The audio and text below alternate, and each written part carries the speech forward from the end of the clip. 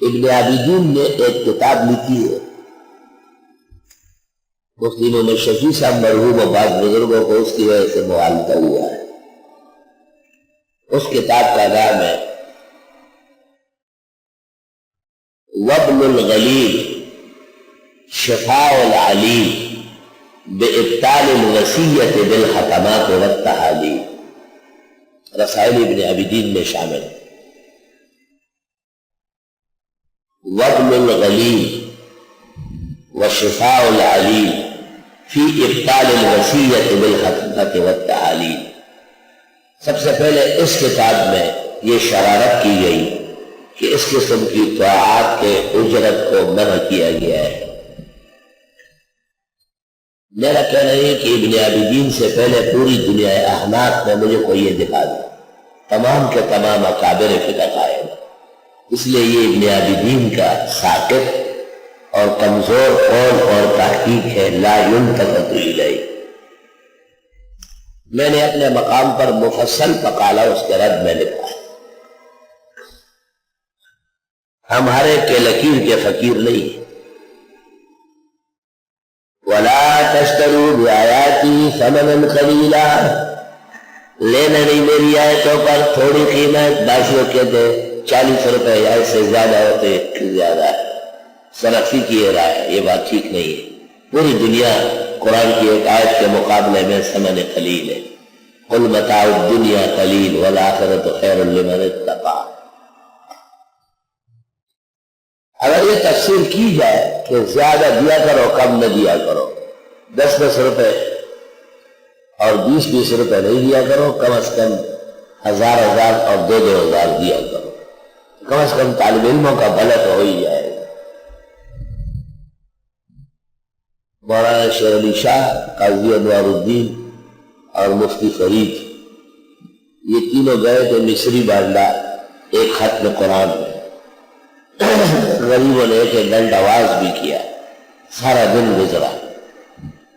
جب واپس آ رہے تھے ان لوگوں نے ان کو 3 لفافے دیے، شیر علی شاہ صاحب کو 6 آنے اور قاضی انوار الدین کو 8 آنے اور مفتی فرید کو 10 آنے۔ ایسا زمانہ بھی تھا کہ آنوں کے حساب سے تقسیم ہوتا ہے۔ توبہ، واقعی ثمن قلیل ہے،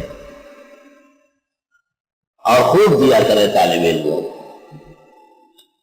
طالب علم ایک دفعہ قرآن خوانی کرے اور 3 4 6 مہینے کا خرچہ نکل آئے، میرا خرچہ انشاءاللہ دنیا میں ابد نشان ہوگا، اور میں اس کو احادیث اور فقہ سے مبرہن کر کے رکھتا ہوں، اور مولویوں سے جھگڑا کرنے کے لیے میں ٹھیک تیار بیدار ہوں۔ میرا کہنا یہ کہ ممانعت کی باتیں معتزلہ کی، اور یہ ابن عابدین معتزلہ کا شکار ہوا ہے۔ کل امت متفق ہے کہ یہ اکرام ہے۔ ترمذی شریف میں ہے، پیغمبر نے کہا تم لوگ اونٹنی کو اور بکرا بکری کو چھوڑ کر پیسے لیتے ہو، بئسا پیس المستعار، ناجائز ہے، مت لیا کرو، پیشاب بیچتے ہو۔ صحابہ نے کہا انا ناخذ ونکرم بھی، ہمارے ہاں تو بطور اکرام کے دیا جاتا ہے۔ آپ نے کہا اکرام ہے؟ انہوں نے کہا اکرام ہے، کہا ٹھیک ہے لے سکتے۔ تو پیغمبر نے دیکھو اکرام اور تعظیم کے سن کر فتویٰ بدل دیا، اور یہ مفتیان فتویٰ نہیں بدلتے، بس جی پاک جو خماشی و مچان دی لو اسے پوری کرو۔ آپ نے کتنے سخت الفاظ ترمذی پڑھنے والے جانتے ہیں، لیکن جب صحابہ نے کہا بکرہ بھی، یہ تو ہمارے ہاں اکرام ہے۔ ہم کبھی اس طرح کرتے تھے تو وہ تیس والے کو آدھا کلو گائے کا گھی، 2 کلو میدا گندم کا، 1 درجن انڈے، کہ یہ جب جفتی کرے گا تو کمزور ہو جائے، اس کو کون کھلاتے ہیں؟ وہ مالک خود کھا لیتا۔ اللہ اکبر، یہ وہی قدیم زمانے کا رواج ہے۔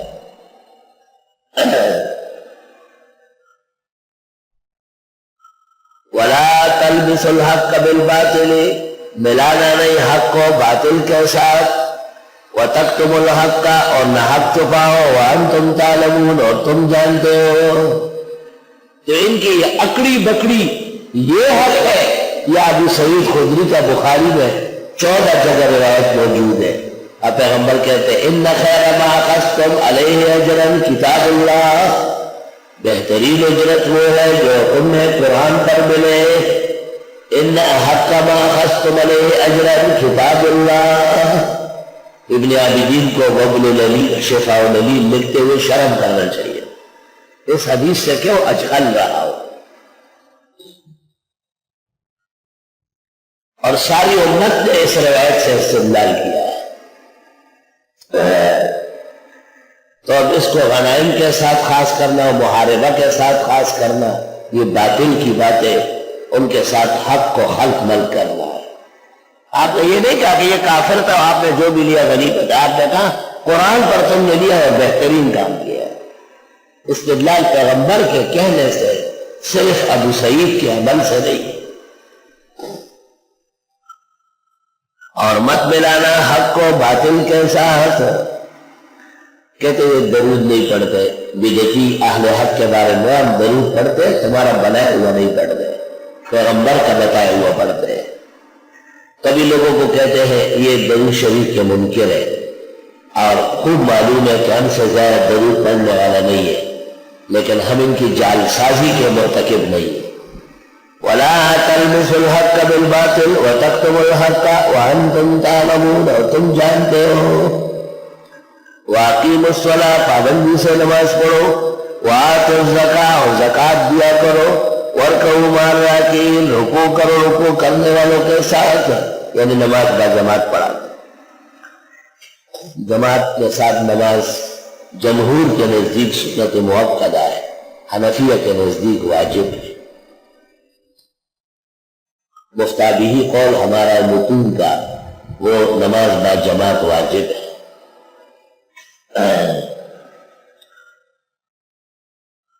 أَتَأْمُرُونَ النَّاسَ بِالْبِرِّ وَتَنْسَوْنَ أَنفُسَكُمْ تم کہتے ہو لوگوں کو بھلائی کا اور بھول بیٹھے ہو اپنے آپ کو۔ لوگوں کو کہتے تھے کہ نبی آخر زمان ہے، لیکن ہمارا عذر ہے، ہم نہیں مان سکتے۔ وَأَنْتُمْ تَتْلُونَ الْكِتَابَ اور تم پڑھتے ہو کتابیں۔ أَفَلَا تَعْقِلُونَ ہے تم عقل سے کام نہیں لیتے ہو۔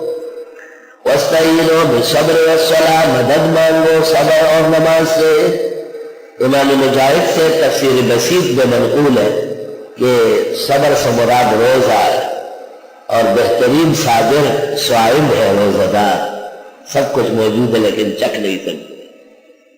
ابھی میں نیند سے بیدار ہوا، تیاری کر رہا تھا، تو میں نے موبائل کو ہاتھ لگایا کہ دفتر والوں کو کہوں کہ چائے گرم گرم رکھو۔